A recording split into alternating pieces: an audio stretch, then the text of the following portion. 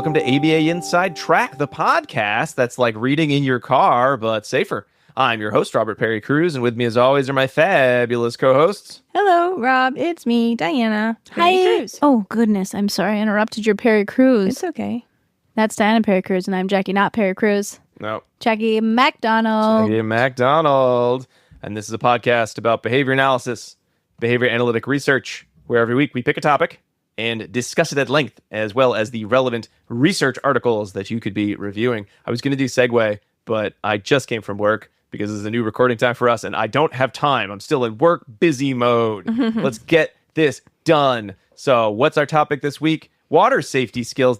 I know we did safety skills. The last time we did safety skills, y'all told me you'd never done it. I know we've done safety skills. Now we're doing it again. We are doing a specific, very important piece of safety skills, which focuses around water. And because we all know that drowning is one of the major reasons that many children with autism or adults die. Oh, I have those stats. Don't you worry. And so when we were doing the safety skills, Diana and I were like, oh, look, there's no water safety skills in here. And Diana's like, oh, I'm going to look this up. And we found 3 related water safety skills articles. So we decided to make it its own episode because it is that important. Well, I'm going to go back and rename the other one land safety skills. Well, I love that. And then we'll have air safety skills. We really want to expand what we're doing. Pilots need to really work on their use of I don't know what pilots need. Air traffic controllers, I think. That's all I know. So we're going to talk about water safety skills. It is an important skill, and we will be... and not just one skill. There's a ton of water safety skills. Yeah, it turns out. Who knew? Yeah. I thought it was just don't run by the pool and, don't eat a big lunch before you go swimming. That's a myth. I know that's a myth. That's a myth. The last one, the running, you shouldn't run by the pool. That one's true. So what are these 3 articles that you hinted that we were going to be talking about? I don't believe it's true. No, it is true, and I will tell you what they are. We are going to talk about 3 different articles. Let's see. This is in no particular order. Teaching Water Safety Skills to Children with Autism Spectrum Disorder by Tucker and Ingvarsson. That was in Behavioral Interventions 2021. Also, Let's Go Under. Teaching Water Safety Skills Using a Behavioral Treatment Package by Levy, Ainsley, and Hunzinger Harris. That was in Education and Training in Autism and Developmental Disabilities 2017. And finally, Behavioral Water Safety and Autism, a Systematic Review of Interventions by Martin and Dillenberger, and that was in the Review Journal of Autism and Developmental Disorders 2019. They didn't make it into the published Journal of Autism. They're just reviewing it. They're 2 different journals. They're not sure It took yet. me a while to figure this out as well.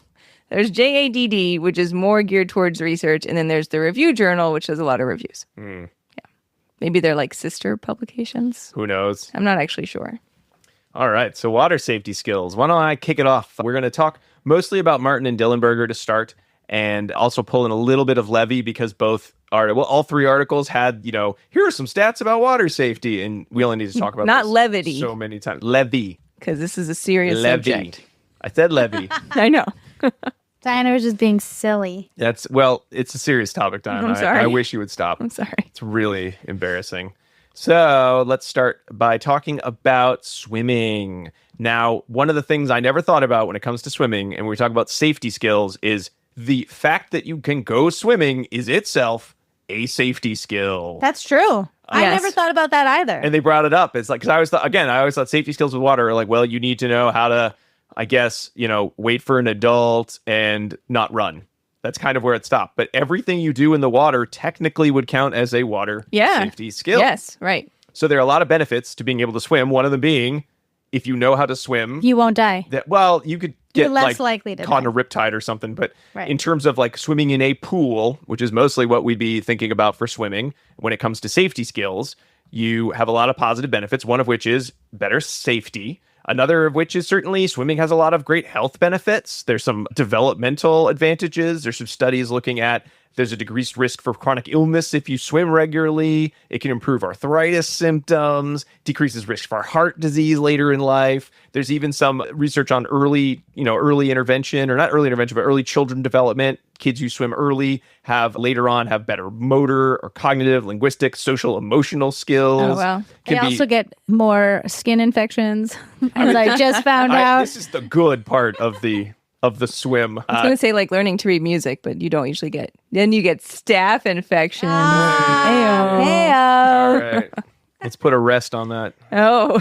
This is a serious topic, so we shouldn't be joking. I'm sorry. Also improved attention, academic performance, improved psychological, things social proven? benefits. Okay. Well, there are studies cited that say swimming is good. So there's a lot of great reasons to go swimming. Decreased risk for depression and anxiety, improved self-esteem, and families swimming together report better family connections and relations. So these things are great. You need to go swimming. Everyone should know how to swim for those reasons. But the other reason is because swimming, while it's great and it's great that people can afford a pool and have places to go swimming, the downside is that if you do not know how to swim, there's an increased risk for death because of swimming. The overall life expectancy. Well, drowning.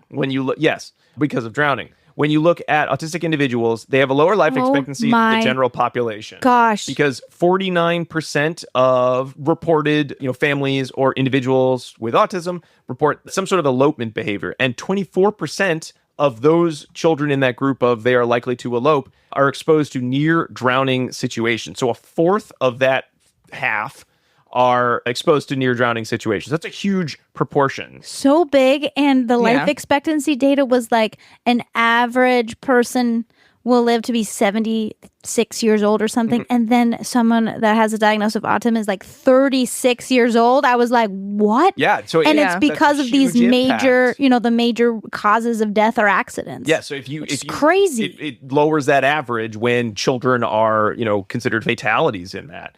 In general, so you're about twice as more likely, if you're an individual diagnosed with autism, twice more likely to die from drowning as like a general population is like all of Americans. When you look at that specific subset, there's twice as much likely to die from drowning. And this is not specific to any particular diagnosis as well, right? No. Because all kids need to learn how to swim to be safe. But I know that this is an ongoing concern for families that we've worked with in the past. I think it gets paired up with elopement concerns, right? And sometimes you will hear those stories about not an Amber Alert, but just a missing child alert, right? And then they know like this child has autism. And like my heart always just sinks when I see those because I have read them to turn out badly because of drownings. And it's so scary for families. So I think that all kids need to learn how to swim for safety reasons, but then that concern can carry out further if you have a child with a developmental disability. Right, because of the concerns of elopement and wandering and then ending up in water. Yeah, and not recognizing. And you mentioned safety. It's not just, this is a problem for children with autism. This is a problem for all children. Back in 2014, when the CDC, had people working there, the fifth highest cause of unintentional death in the United States was drowning. And it's worldwide the leading cause of death for children under 15. And it mostly occurs for children under the age of 5. It's like so sad, right? So sad. So it could be so preventable. And that's the other thing. It's one thing to say like, there's some big issues getting in the way of, but at the end of the day, and I think as we'll sort of talk about some of these studies, with a concerted effort and a plan, many of these situations could definitely be avoided through the use of water safety skill training. And like we said at the top, it's more than just don't run at the pool. There's a lot of safety skills, and some of them are fun to learn, and children are interested in learning. So the good is swimming's awesome. The bad is drowning is happening way too frequently, and we do need to be looking at how are we teaching water safety skills. Now, I liked how Dillenberger and Martin sort of looked at what are those safety skills? And they sort of broke them into two categories. One being preventative safety skills, the other being reactionary safety. You must be reactioning in those situations because you're using your reactionary safety skills. And this is going to be things, so we talk about Some of these kind of preventative ones, we're talking about sort of things like, know how to enter and exit a pool, know how to use a flotation device. And then we talk about the reactionary. It's how do you get out of the water? How do you surface after you've been fully submerged? How do you actually reach the side of the pool when you realize you don't want to be swimming anymore, or you're not able to touch the ground of the pool anymore? And then even skills like knowing how to float, knowing various swim strokes are going to be pretty important for a safety skill, because if you can do those things, you can probably respond to these reactionary and proactive skills. And then just general safety skills as well that just kind of fall out of the category of swim skills. Stay with an adult, walk when the surface is wet, right? Those are just kind of what we think of as our general land safety skills. Go down by yourself on a slide. Yeah, exactly. A water slide. You lie down and you put your hands across yourself and put your legs together and get ready for the splash at the end. Don't wear your glasses. You can wear your glasses. Don't wear a bikini. What water slide are you going on? Are you wearing your glasses on the water slide? I may have. I don't remember. That's weird. No, you're not. When we go to water, we went to Typhoon Lagoon two summers ago. You're not doing that. You're not doing I went on the Humunga Cowabunga. Okay, but you're not wearing your glasses, and you're also not wearing a bikini. I may have done both. You don't know. You weren't there. I was. I come to all your vacations. You forgot. All the trips. So let's start with a quick lit review, which Martin and Dillenberger decided, let's do a lit review. What do we got for safety skills, specifically behavior analytic interventions that are used to improve aquatic safety repertoires for autistic children? So again, it was a very specific set of, we want these kinds of studies. And in the end, they got to about 11 papers in the final review. I do love that they would have had 12, but the National Aquatics Journal apparently had shut down after their publication, and they tried really hard. They wanted us to know how hard they tried to find that article. They just couldn't do it, so we only have 11 to talk about. How sad to have your paper published and then have the journal shut down and no one can access your paper anymore. No one can find it. So we've had studies on water safety since 2004. But again, a lot of them, as they found in the summary, aren't really about what you'd read and say, this is a safety skills paper. A lot of them are really just about, hey, let's talk about teaching swimming, which we talked about is an important safety skill. If you know how to swim, you are usually able to engage in many of the other proactive and reactionary safety skills. However, it's not exactly, I think, what we're looking for. When we talk about land safety skills, we sort of know what we have there. With water safety skills, I kind of expected it to look the same. I think the authors did too as well, because they found lots of papers on what are the models that are good for teaching swimming? Would the Texas Women's University Aquatic Skills Assessment be useful? What about the 4 phases of the Halliwick method? There are so many. Who knew this existed? Should we use the aquatic orientation checklist or the Humphreys assessment of aquatic readiness? Again, all very interesting, but I think if I were a parent or I were a clinician sort of I need a paper on safety skills in the water, I'd be a little disappointed that most of them were telling me about various models of teaching swimming. However, some positives. There were lots of studies with groups, one-to-one sessions. There were lots of techniques used that are very familiar to most behavior analysts, like a time delay prompt, using a TA to describe how to engage in a swimming skill, a lot of use of social reinforcement to, shape behavior, most to least prompting, some visual schedules. There was even a paper looking at sibling peer modeling, some video prompting, and of course, behavior skills training. So it does seem like a lot of the techniques that you might use related to swimming in general are ones that almost any behavior analyst could engage with. They just would also need to understand some of the basics of swimming, which many of us do not.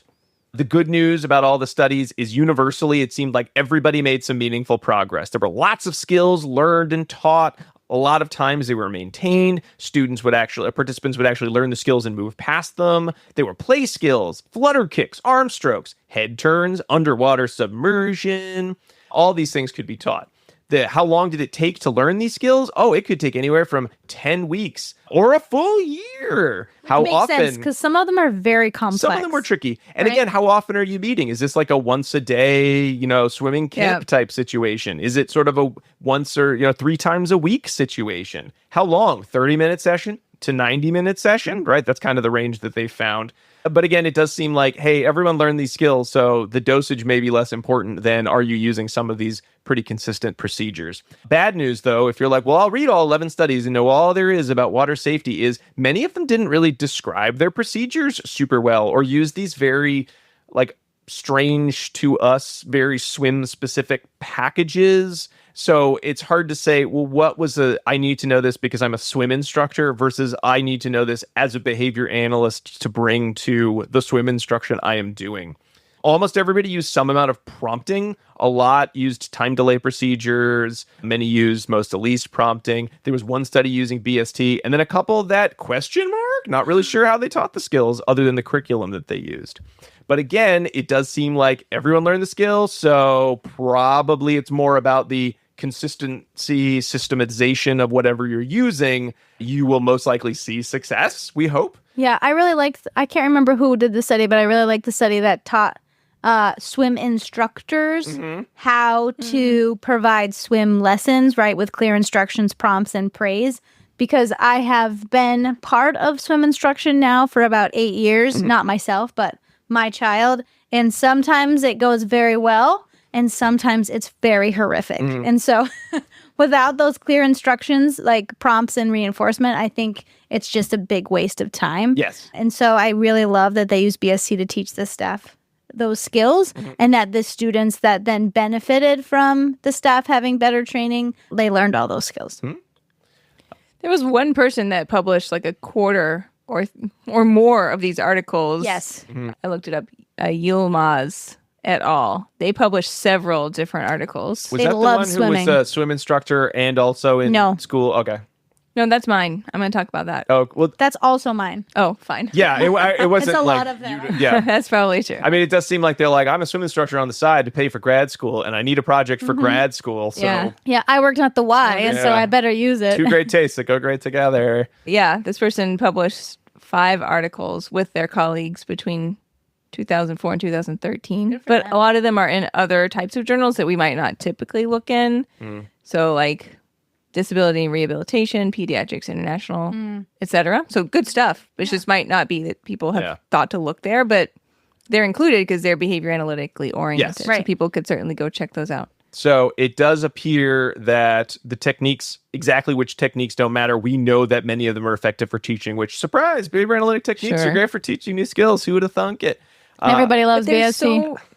Go ahead. Well, the other challenge, though, that we run into here is when you look at the participants, you're looking at a very homogenous group of participants. All of them Yeah. have language skills. Many of them already knew how to swim, at least some of the swimming skills at the start of the study. None of the participants had a co-occurring learning disability. None of them engaged in severe challenging behavior. They all were able to attend. They got all attend for up to 10 minutes or 7 to 10 minutes and followed instructions. So when we say that these techniques can be useful to teach a variety of swim skills, we know that it does show effectiveness with a specific population of child with an autism diagnosis. But again, what would we see if we had a child who didn't know any of the swim skills or had less language ability or less following instruction ability or engaged in challenging behavior when doing new things, but they loved being in the water. They just don't want to be in the water in the ways you, as the swim instructor, want them to be in the water? Do we have cusps here? And then when it comes down to that, is there like an active component that, I do love when we can individualize everything, but at the end of the day, sometimes it is nice to be like, you should probably just make sure you got some modeling in your package, or, hey, don't forget the social reinforcement, some of those things that we just want to kind of know, like always make that be present. And then the other stuff you can add or remove based on the child that you are teaching. So we've got these 11 studies. Only one of them are we going to be talking about, because at the end of the day, that's the only one that is teaching what we would consider, quote unquote, safety skill. Because this isn't about how to teach someone how to swim, because in that case, we probably would have gotten a swim instructor guest to be on the show. But safety skills, right? Anyone should hopefully be able to teach safety skills to their child, because not everyone has access to a full-time swim instructor. So what are some of these skills? Could any parent learn these skills? Well, we got 2 studies that go into it. One that was in this kind of overall review and one that was not, because it's too recent. So we know ABA works for swim skills, but does it work for swim safety skills? Let's take a little break. And when we come back, let's talk about the safety part of the water safety skills. We'll be right back.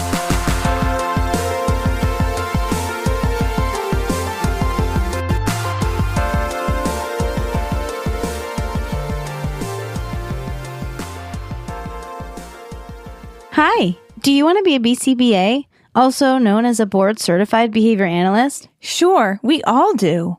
Now you can come to Regis College in Weston, Massachusetts to get your graduate degree, just minutes outside of Boston.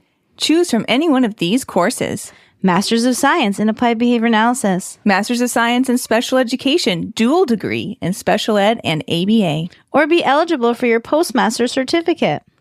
You can complete your degree and be ready to sit for the exam in 2 years. And our 2022 graduates had a 92% pass rate on the BACB exam. Come enjoy approved fieldwork placements, ethics mini handbooks, PhD levels professors, small class sizes, and a service trip to Iceland if interested.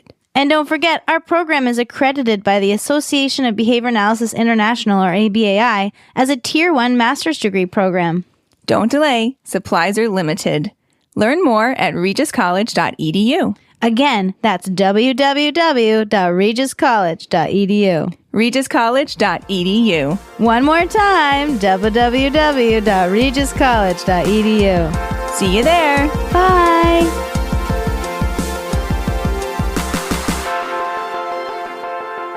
And we are back talking about water safety skills. But before we do so, I want to remind our listeners that ABA Inside Track is ACE and QABA approved. And by listening, you're able to earn 1 learning credit. All you need to do is finish listening, then click the link in your podcast player or go to our website, abainsidetrack.com, to enter in some key information, including 2 secret code words.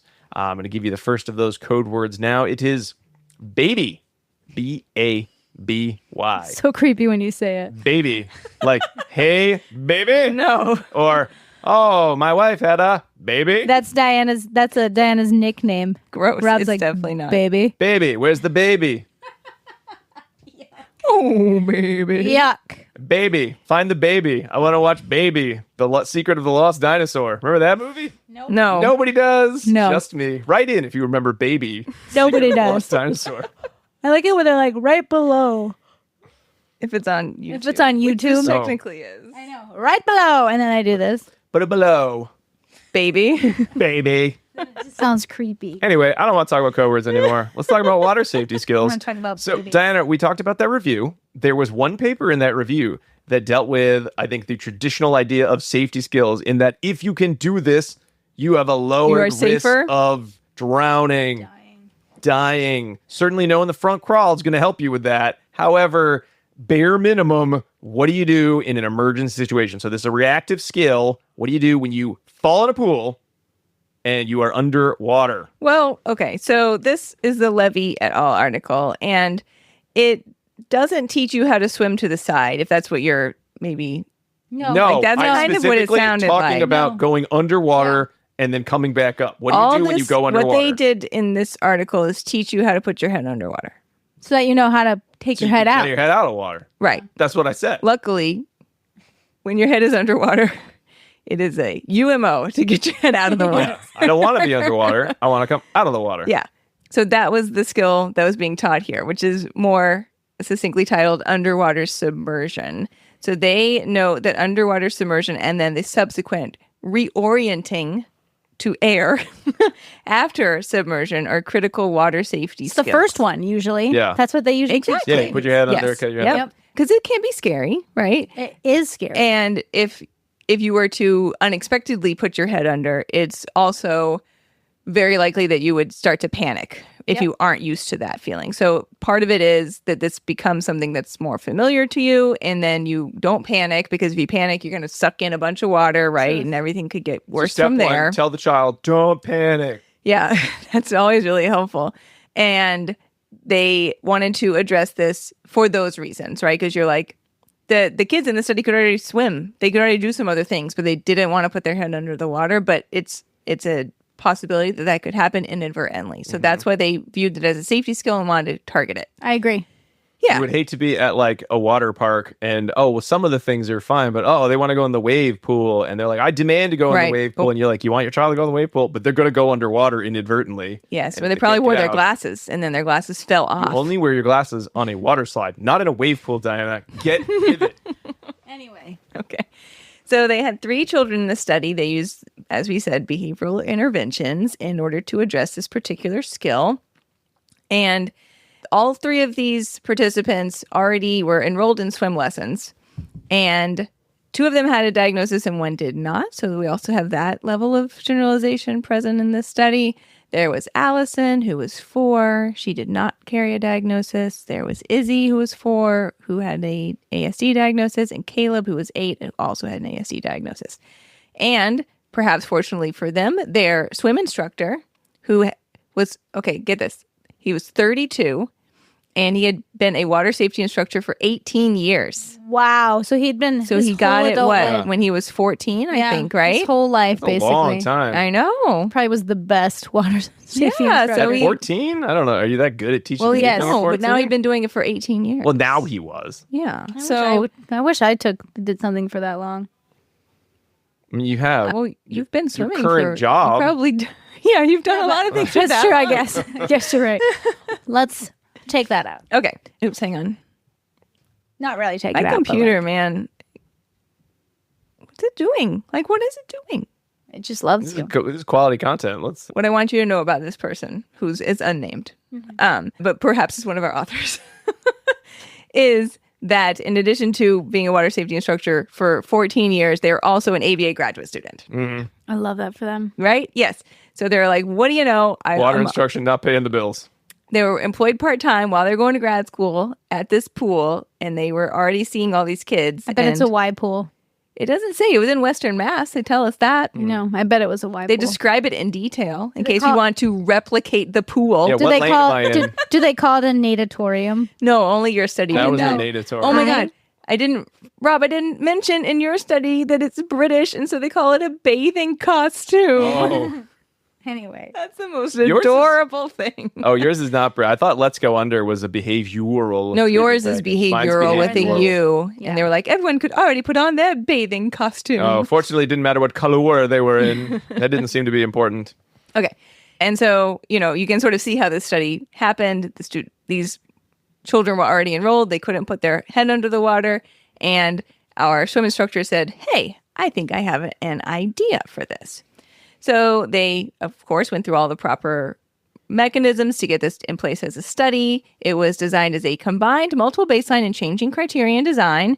And Really good. We haven't had changing criterion design in forever. yep. And the dependent variable here is the putting your head underwater, but they broke it down into 7 steps. So it's operating largely like a shaping procedure here. Let me tell you what those steps were. Step 1, chin wet. Step 2, chin and lips wet. Step 3, chin, lips, and nose wet. Step 4, chin, lips, nose, and ears wet. Step 5, chin, lips, nose, ears, and eyes wet. Oh, I don't get my eyes wet. It's like right here. No, You gotta take your glasses off. it just sounds like your eyes are wet. Like, ugh. Gross. Number 6, chin, lips, nose, ears, eyes, and forehead wet. And finally, number 7, whole head submerged and wet I would be surprised if it was not. for 5 seconds. Yep. Okay. The approach here is pretty straightforward. In baseline, they said, time to put your head under the water, and they modeled it. And if the child had done that, the participant had done that, they would have been given praise. However, they did not do that. I removed from the study immediately. Yeah. yeah, exactly. Thanks for another, kids. Your lessons are over. Like, that was easy. If it did not occur, then they moved on with the lesson. They only wanted to do 1 baseline probe per lesson because for 2 other participants, they cried when they were asked to do this. And then the 3rd participant just said no a lot. Fair. And he was the one that got put in the 3rd panel of baseline because he probably, I assume, he had the least emotional responding. So they really didn't want to upset them further than that, but that was what baseline looked like. Because they were only doing this, I think, once a week, right? Yeah, probably for like a half hour. For half an hour. And they were doing the other swim lesson things. Yes. as well. Yes. So they only got 1 shot per week to gather these data. So this study took an entire year. Yeah. This was the one that took a whole year to do. Now, Probably because they had so much baseline. I know. I'm going to talk about that. Yeah. Poor swim instructor in grad school, and he had to go through so many semesters. He's like, oh, I gotta pay 1 more semester. I'm never gonna graduate. And then for their intervention, it was a fairly straightforward approach. The instructor provided the verbal instruction and modeled the behavior, just like they did in baseline. However, now, if there was an incorrect response, they repeated the instruction, and then they touched the body part on the child that needed to be the target spot that was under the water. That was the prompt. And if they still didn't do it, no worries. They moved on, they did something else, and then they revisited it later in the session. So there was never any type of coercion or anything. Get under the water. Yeah, nothing big. I mean, manually guide your head underwater. No. Like I did that would with be my kid. I terrible. just picked her up and threw her. Yeah. I did that only with one child, and not with the other two. Didn't go great. Which one did you do that for? The big one. Oh. Sylvie didn't mind. I thought, they say that, but don't do that. I don't recommend Don't do it. that. Don't do it. He didn't No. like that after all. And that's why he swims the least of all our kids. So the criteria to increase, so those 7 steps, right, became our changing criteria. Mm-hmm. So the criteria to increase was 3 consecutive lessons. So that's an entire 3 weeks to move up, right? That's why this thing took so long. Oh, and then I didn't tell you if they did it correctly, they got praise, and they got to do some brief game/activity. Mm. It's usually like a bin, and they have lots of toys in the bin, and they dump the toys out into the water, and then you can like play with the toys. I assumed that. I had written in the notes, it doesn't say if the game was still in the water, but I would assume it yeah. I was. would assume so. Yeah. In every swim class that I've ever been in, this is like the funnest thing. Yeah. Not Sounds me good. personally, but I like a good diving ring, when they throw them in and you're like, Yeah. I want to get them all in one breath. right. That's but fun. they're probably not doing that because they don't even want to put their head No, in they there. would have Right? kicked me out of Right. this study. Yeah, my kid's swim teacher had like a little treasure box, and it had these beautiful gems in it, and they sank, and you could go get them. I love And them. I wanted those very badly. It was Your a lot like your box over there, Rob. Your birthday's coming up. Whatever that. What's that thing called? It's a mimic. Oh yeah, it's a mimic box. It's full of dice for anyone who can't see it. It looked a lot like that, but it was full of beautiful rubies and gems. Okay. And then not only did this study take a year, but then they did maintenance and generalization for 24 months. Jeez. This author started this right when they started their graduate program. I hope so. They're like, I already have an idea. I need to start it now Yeah. because it's going to take the whole time I'm in graduate the school. IRB procedure for we're going to be in the water. It's going to be so safe. That feels like it would be a full review. Oh, it's definitely a full review, but He is trained though. yeah, they Yeah, have, yeah. right? And there's they're in a safe lifeguards setting. and- Yeah. Yeah. It's not like we're at a scary lake. That one where Jason lives. We're at a lake and there's no one around. Camp Crystal Lake. Here. Okay. The graph is lovely. No one did it in baseline. Well, Yeah. the graph is lovely, but it doesn't really represent the changing criteria on design. But that's okay. It's okay. We're not going to get into Yeah. it. They Okay. didn't want to tell them, go underwater, but only to your lips, even though your whole head's underwater. Clinically, this is amazing. I need some great experimental control. Yes, for clinically, It's they did beautiful. it. And they have great experimental control with the multiple baseline design. Do So you think, lovely do you think they that's did why both. they did the multiple baseline and the changing criterion Probably. design? I Because hope they so. were like, Yeah. changing criterion's kind of meh Yeah. as an experimental control. And it's just hard when you're teaching a skill to go back, right? Like with changing criterion, you need to do that bidirectionality to really show functional control, right? So if you Yeah. get to step 4 and then you're like, no, all you have to do is this, it kind of like pulls you back if you're teaching a skill. Mm-hmm. So I love how they did this because I wouldn't recommend doing that. No, teaching but a I would skill. think if you're doing the one probe, we would add time that doesn't need to be. But you're just like, great, now instead of your whole head, can you just go to your eyes or go to your Yeah. lip? Like, it's not Right. that, it wouldn't be that huge an ask. But I also would then not be like, wow, the experimental control is so much stronger now. Yeah, right. Absolutely. So it's beautiful. Yeah, let's talk about changing criterion another time. Oh my God, it's a full episode. No. One thing I do want to know is they started everyone at step 1 criterion, but no one, kind of needed step 1, I guess. So for everyone, when they introduced just going to your chin, for Allison and Izzy, they went all the way to step 4, which is chin, lips, nose, ears. So they went all the way up to their ears immediately. And Caleb, oh gosh, it's too small. He went to step, I'm sorry. Allison only went to step 3. She went to nose, and Izzy and Caleb went all the way up to ears immediately. That's good. Yeah, so breaking the skill down and modeling it in this fashion seemed very effective for all 3 of these participants. And then from there, they systematically increased the number of steps of the chain that needed to be completed. Or I'm sorry, I guess it's not a chain. It's a shaping procedure more so. All the way up until they did it all completely. And then they probed everyone at 6, 12, and 24 months, and everyone maintained this skill, likely because it was a cusp skill, which allowed them to continue to do more and more things in the pool. Because they said, like, after that, we weren't just asking them to dunk their head because they were jumping off and off the side and swimming around, and it was happening all the time. So they didn't have to probe it in that way, right? Because it was being utilized as a fun component of the other swimming that they were doing. I see your note. I don't want to get into it. So sorry I didn't see it. It's okay. It's okay. I think we could get in. There's nothing wrong with getting into it. I mean, otherwise, there's not much to the study of like, hey, what if I just said, don't dunk your whole head? What about just to your lips? Watch me. You thought it was great. Have a toy. That's not the most in-depth teaching procedure. Well, it worked. Oh, no. Yeah, It worked. It's good to know when you have a situation like this. Could you break down the skill a little bit more, make it a little easier for the child, model, and then make sure there's some reinforcement as they, engage in that successive approximation? Sure. I just love that. Yeah. So would this work for other participants? We don't necessarily know. We don't necessarily know the prerequisite skills that these guys had, right? Like clearly they had some imitative behavior already. I think they probably fell into the same category as the overall cohort in the, in the review study of already had some swim skills, already could engage, were able to, do various imitations. Yeah. Neat. Yeah. Cool study. All right. Really cool study. So that's one safety skill. Let's move to a more modern, not that that modern, was but a more modern 2021. Let's move up to see Tucker and Ingverson teaching some water safety skills as well. Not just this one, but again, more of the what do you do if a child falls into a pool? Right. Those are the skills. These are the skills. We're not teaching swimming here. I mean, that's a good skill to have. Yes, but we're not teaching swimming in this skill. And this is what parents are most worried about. Right? Yeah. Yes. We're not worried if you can do the butterfly stroke.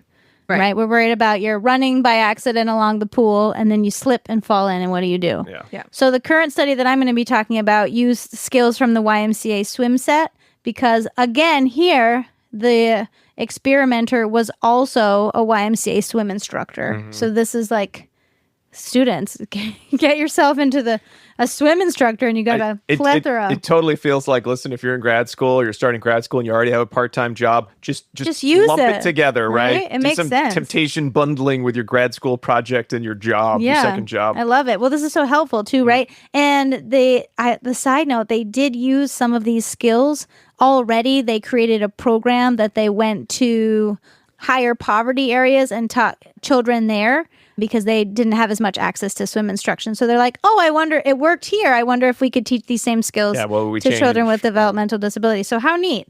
And so here, they picked the ones that seemed most useful and most socially valid if faced with potential drowning. And so those are, the 3 are getting to a fixed point of safety. You fall in. Can you reach out and grab the wall or whatever? If you can't reach out and grab the wall, can you float on your back and yell for help? And yell in a way that people can hear you, right? Because that was one of the skills. And then if you fall in and you're on your front, can you turn to your back? And I can tell you that I have been in multiple different swim organizations in the past 8 years. And these are the 3 that they always start with, right? And they always start with them not in your swim clothes. They always have you swim in your real clothes until you can do these skills, and then they have you put your bathing suits on. Oh, wow. Yeah, if you're going for safety skills, because it's very different to jump in a pool in your bathing suit than it is if you have long sleeve and pants on, because it like drags you down. Like an old-timey bathing suit. Yeah. Which were just clothes. Costume. Okay. So the intervention include a variation of behavioral skills training, right? It consists of instructions, modeling, rehearsal in the pool, feedback, and they added physical prompts. Jaggy, I know how much we love behavioral skills training on this show. I have to think that's a land-based treatment only, so I'm pretty sure the results will be bad. Okay, but they also added a lot of additional reinforcement, including like a jackpot and token economies. So it was really good that the swim instructor also had behavior analytic experience. So they had 3 boys that were diagnosed with autism, age 7 and 8. So in order to be included, it fit very much along the lines of the previous studies where there was lower levels of problem behaviors, could follow some multi-step instructions, had moderate communication skills.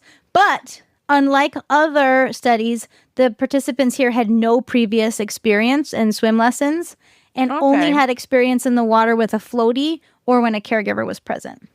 So This is the group that one would be worried most about when we talk about safety skills. They said when alone, they could not make it to the side of the pool. Okay, so great. So we're teaching some real skills. We're teaching some real skills, right? These Olympians, we got to teach them safety skills. I wonder if tokens or So the setting was a natatorium. Nope. I love it. It's just a pool. It's just a pool place. A natatorium. It's just where it's like a place where you hold a pool. They called it something at first. It was like it was like a compound word with natatorium, and I was like, oh, that must be a special type. And then later in the article, they take out whatever the first part, and they just called it natatorium. I'm like, that's not it's real. Just a pool. It's just a pool area with 5 lanes. They usually call that it's like a pool house, like an auditorium. It's for sound. A natatorium is for pool. So they had a pool with 5 lanes. I would assume it's for birth, natal. Yeah, and this was they said it was at the Y because they were at the Y instructor. So the sessions were in the same lane each time. The participants could not touch. That was important, but it wasn't so deep that the experimenter couldn't touch, so that he could or they could save the participants at any point. You want to focus on your teaching when you're teaching rather than can I tread water for 30 minutes while I teach this? Yeah. And so they wanted to know that the pool was used for other things during this time. It was a regular pool day. Like there was lap swimmers, there was aerobics. Adult swim would be next to us. And sometimes the team would be doing something. Yeah. So they just wanted to be aware that it was not quiet, probably. Right. The lifeguards were made aware that the participants were learning new skills and that they would be calling for help, which is very important. Oh, yeah. Right. And I love that they enlisted the help of the lifeguards. So when participants called for help, they would look at the lifeguards and see if the lifeguards thought it was loud and clear enough that they would respond. And so they would give 2 thumbs up if it was. And I love that. And then they're like, we did not give any money to the lifeguards. Yeah. The lifeguards just calling over, I can't hear you. I'm not coming to save you. So they used a multiple probe design across skills used. They did just a general 3 baseline sessions for each of the skills first and then a probe, for each. And so the DV here was performance on a cold probe, similar to Diana's. They just did a probe first, and then they did the swim lessons after. I used to dislike cold probes, I love them now. But the longer I go and the more settings I'm in, it's like, you know what? As much as, continuous is the best. I understand, but sometimes you just got to get data. Like, you're not doing continuous swimming probes. It's and just that's not going to hard. happen. And so these sessions really lasted like at most 13 minutes. Yeah. So it wasn't like a third. They weren't learning anything else. They were like doing the skill and then getting out. Yeah. And so they rated each of the 3 skills that they looked at: turn and grab, float and yell, and roll front to back on a score of 0 to 3. 0 is they did not attempt to do it. They said no. 1 is they got in the water, right? They did a little bit. 2 is they did a little bit more. And 3, they did the whole thing. Yeah. I just want to say also, folks, if I know we have like some episodes coming up, we'll be coming back to some of the school practice. But if you are not using your little like rating scales like they have in the study of like the 0 to 3, where it's like 0 is no good and like 3 is amazing, that is a real game changer for could you please take data on behavior? Because when you're like, oh, could you do a frequency count on this? Get out. I'm not doing that. Wrong. That's it's not happening. Yeah. So I thought this is really a nice way to look at it. So sessions occurred 3 days a week in the late afternoon.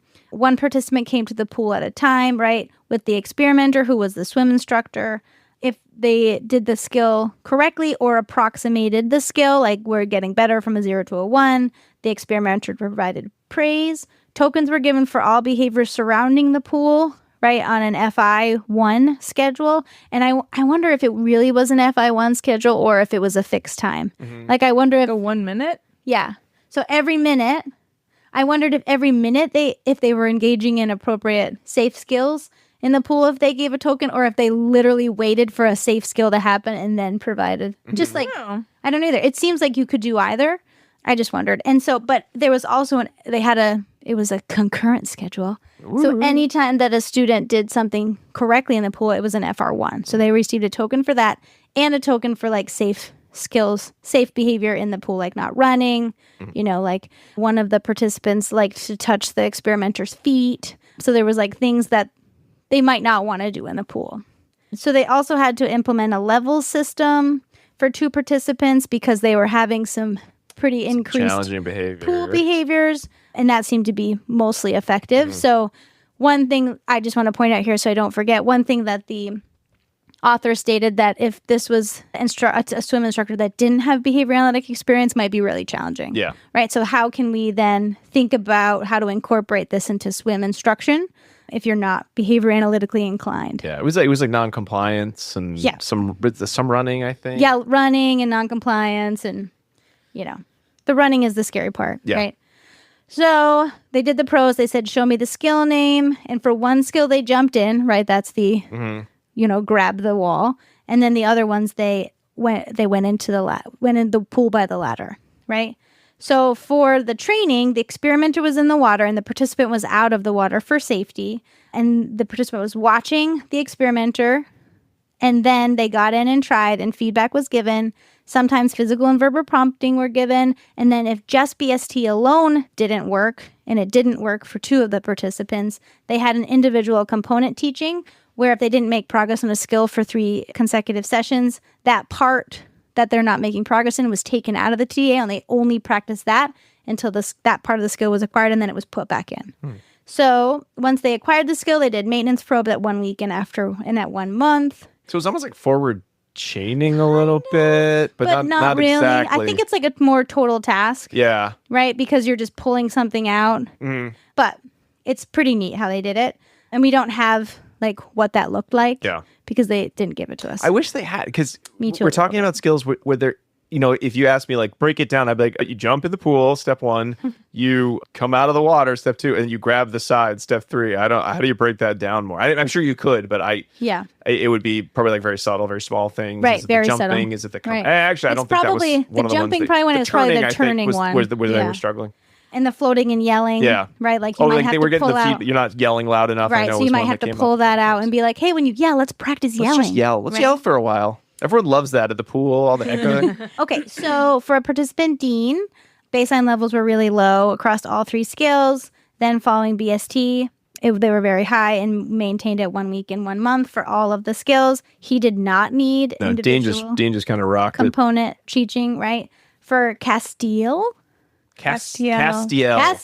okay. Baseline levels were low. Did you watch Supernatural? I did. All 800 seasons of Supernatural? I didn't. So many seasons. I didn't. I'm so sorry. Baseline following BST was actually not great.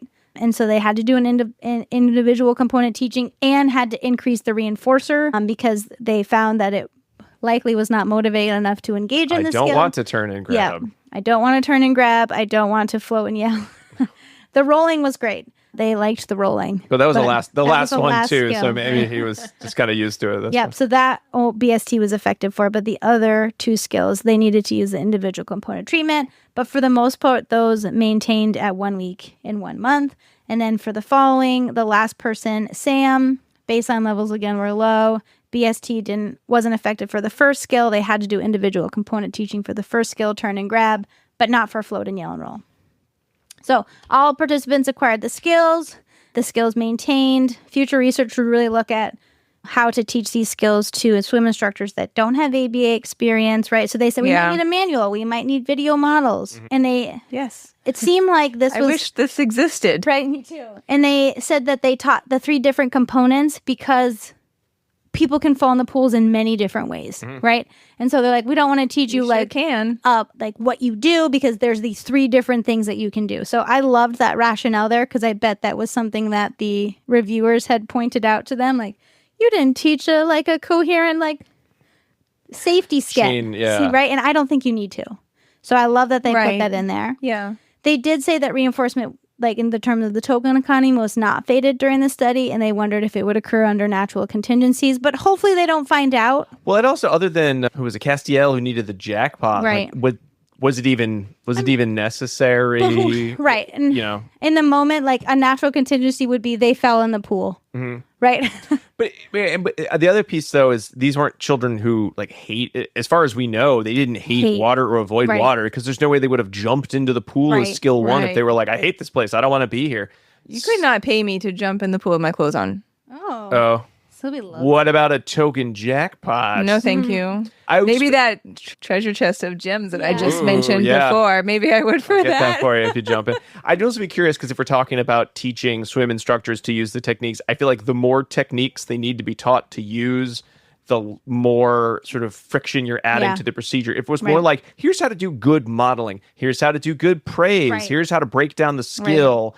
Those feel like things that I would assume most instructors are like, yep, I do a lot of this already, totally within my. If you're like, well, you got to add all this extra. It's like, if they don't want to learn how to swim, why am I doing? I don't know. I don't think it would be that cynical or responsive. I think many swim instructors would see the value in this. The skills, yeah. But again, the more we're like, you have to know how to do a token economy to do all these things versus like, I'd love to have seen just somewhere like a first then of like, we're going to do this and then we're going to dump all the toys in the pool you're saying, situation. Yeah. Token economy. You want some research on how simple could it be? If you can avoid using a token economy, avoid using a token economy. Yeah.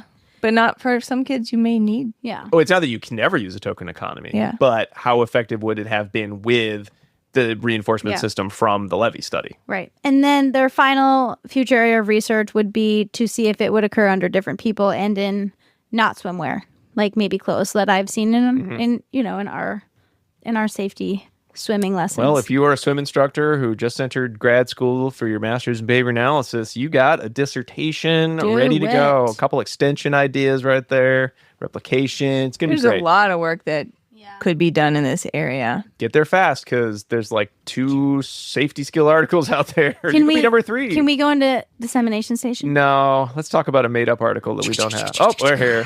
We're here. I didn't have time to do that research. Fast track. It's ABA inside fast track. One thing that I would be really interested in looking at is looking whether some children that have lower discrimination skills I teach them to identify bodies of water, right, as dangerous, but then right. So I think that might be something that has not been done before. Like if you are just the concept of bodies of water are dangerous, that can be dangerous without an adult, right? So if you're like, you get out of your house and you're running, and most kids when they're running they get attracted to water, right? Because it's pretty and there's things floating in it, right? Like identifying that as a dangerous thing without an adult. It would be hard though, right? Because you don't want them to be scared of water, but you also don't want them to die. I know. I'm sort of thinking, well, you could, this water will hurt you. Don't go. But that's not what you want to teach because your family wants to go swimming. Don't go in the water. Don't go in the water. Alone. Right? Like we want to go in the water maybe alone. That's it. Maybe that's the skill of like, ask an adult before getting in a pool, like strengthen that response so that if they ran to a pool, maybe they'd even run back and be like, hey, I'm back. I need you to take me to the pool. Like something like that too. And I mean, obviously all the things that they're teaching are really important, right? But anything that we can do to keep kids out of the water when they're by themselves.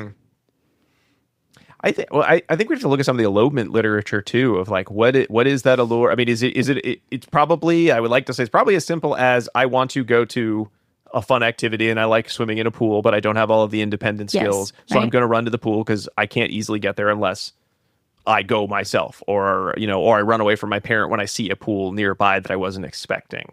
So while like certainly teaching stop, stay with parent, all of those are important skills. I think one of the nice things about teaching the safety skills here are, well, if the worst case happens, at least they'd be able to enjoy a swim and get to the edge of the pool when they want to get out and know how to get up or to call for help if they don't. They'd have all those. I think you talked about really nicely, Jackie, that idea of like we've got 3 skills rather than the chain of events. Right. Because you can do it anyway. Yeah. You could like slip into the water. Yep. And all of this has been pool related, but there's like regular bodies of water don't look like pools, right? Like a lake could look very different to a child than a pool, and they might not even realize that it's the same skills. All right. But it may be needed there, right? Swim instructor grad students, here are your extensions and replication. You're going to teach the skills with clothes. You're going to add and you're going to go to a lake, right? And you're not going to use a token board. You're going to use a different, simpler form of reinforcement.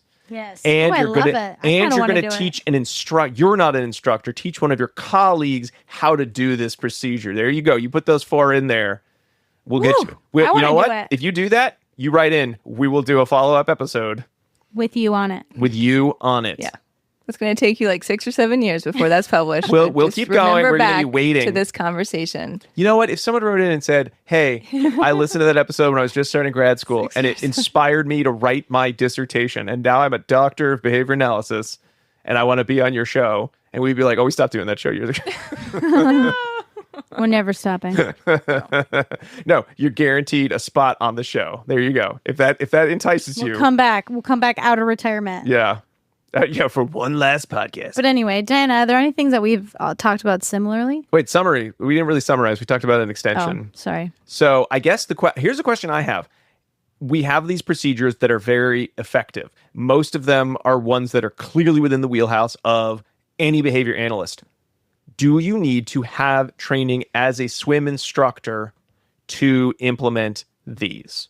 Or can you just have a knowledge of swimming and enough safety mechanisms to avoid any danger while you teach? So the only two that might be problematic in how to support someone are the floating on your back, because there is a way that you want to hold people so that they can feel the flotation, right? So that one, I think, because you don't want to hold them underneath, right? Because then that's a whole problem. So I think that one you might consider you also getting. Make people sink if you hold them in the wrong spot on their back. So that one might be one that you'd want to get some additional supervision with.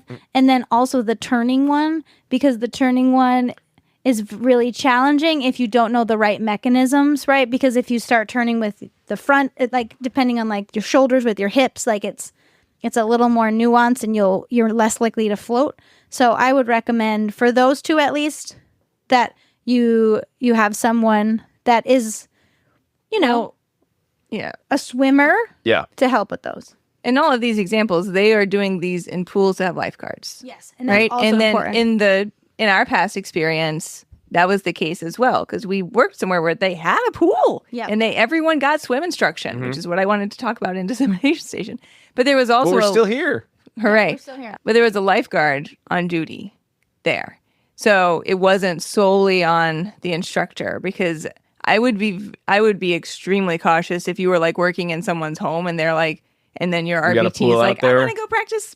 No, not under those set of conditions, right? So there are definitely only a few times where I think that this could be okay, and that's if there is someone who is trained for safety, right, who's there to intervene, and it has CPR, and because things could go real bad, right? So, the person could grab onto you and panic and pull you both under. So if you're a behavior analyst who's working with a family, water safety skills are important. You would be best to think about using your BST to teach a swim instructor or someone with training to ensure some of those really important skills are taught properly. Right. So if you are not a swim instructor, either go become a swim instructor, then come back and do safety skills. Right. The family might not want to wait that long while you get your certification. Or teach, or go to a common pool with a lifeguard, right? And teach the, you can teach this, or teach the submersion, or whoever, teach the submersion, which anyone can do. Anyone can do that one, right? And teach the grab the pool, right? If you have to, because people need skills. Start with those. Start with those two with a lifeguard on duty. Yes. Okay. But if you're going to do all of them, it does sound like I would recommend that you either use the skills here to teach them using BST. Yeah. So again, get that replication extension, BST to teach BST of the safety swim skills, right? I bet it works just fine. We know how BST works. It works in the water just like it works on land. We've learned that today. So that would be the recommendation there. Even though, you read the studies, you're like, that sounds easy. I know those techniques, but Jag, you bring a good point of, I actually don't know. How do I turn over on my back? I know I can do it, but I don't know. I can't describe what I do or how I learned it. Yeah. All right. Water is very serious. So, fun. That too. And dangerous. Yes. As I was saying, where we worked previously had a whole curriculum, right? That they followed, and they were using the Red Cross, right? Yeah. Levels system that started with, just being able to enter the pool at all and then moving all the way up through the steps. So they followed that, but there were OTs on site, lifeguards on site, and then the RBTs who were serving as the instructors underneath the supervision of all of those folks. And I thought that there was going to be more published literature, honestly, that walked us through what those models might look like for individuals who, based on what the research looks like, had a far different skill set than what has been published. So individuals who had much lower levels of verbal language, what seems to be much lower discrimination of safe and unsafe conditions, instruction following behavior, more challenging behavior, and they were able to make a lot of progress. Yeah. I'm wondering why that is. I didn't even think about that. Yeah, it does feel like it would have been tailor-made to we're teaching all the safety skills and we run the table on the relevant publications related to teaching these skills. It's hard research to do just from, I think, a safety perspective, right? But it to me, it's a case where, we talk about research, practice to research, where practice to research could really be beefed up, right? To show like, oh, this is capable. We're capable of doing this. This is beneficial. And here are some of the ins and outs and tips and tricks of how we've been able to make this work for this more severe population that is the exact population that everyone's so worried about. Yeah, right? So a lot of adaptive equipment was in use in those settings. A lot of additional reinforcers were in use. Everybody had like laminated like cards that were either data sheets or like showing like when reinforcers were coming, and like those like wax pins to like mark on them to show, because everything's wet, and kids that loved their iPad couldn't have that in the pool. What are you going to do now? There were very clear guidelines on what your behavior had been in the past 24 hours in order for you to be able to enter the pool, because there's also big issues on how, if you have someone having an issue in the pool, how do you get them safely out of the pool without them hurting themselves or somebody else, right? It's dangerous.